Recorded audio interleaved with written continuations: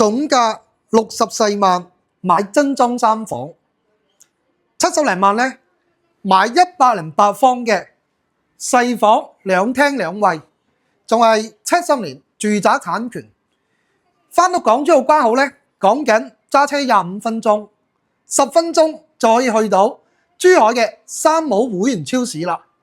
而且屋企小區樓下仲有香港嘅直通巴士，每日2班車，可以咧直接坐翻到香港。哇，睇落去真係好吸引喎！但係咧，咪好急住先啊！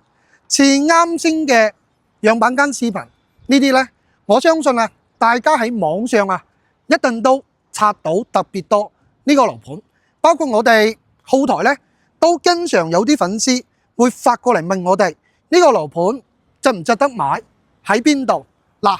咁我今日咧就嚟到樓盤嘅現場啦，朗斯新城樓盤嘅話咧係位於中山坦洲最北部，咁一路之隔咧就係三鄉啦，非常之近。翻到港珠澳關口咧，講緊揸車差唔多半粒鐘。但如果你住呢度你自己冇揸車咧，就極其咧唔方便啦。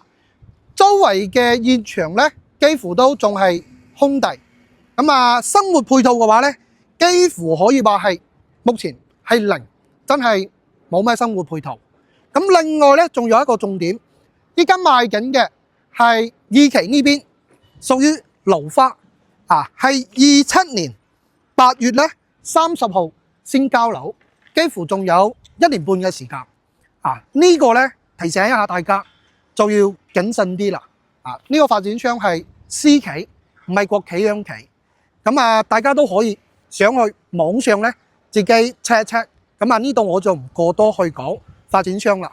另外咧，大家如果仲想睇邊個樓盤，了解邊個樓盤，可以打喺評論區度。下一集咧，我帶大家實地現場去了解。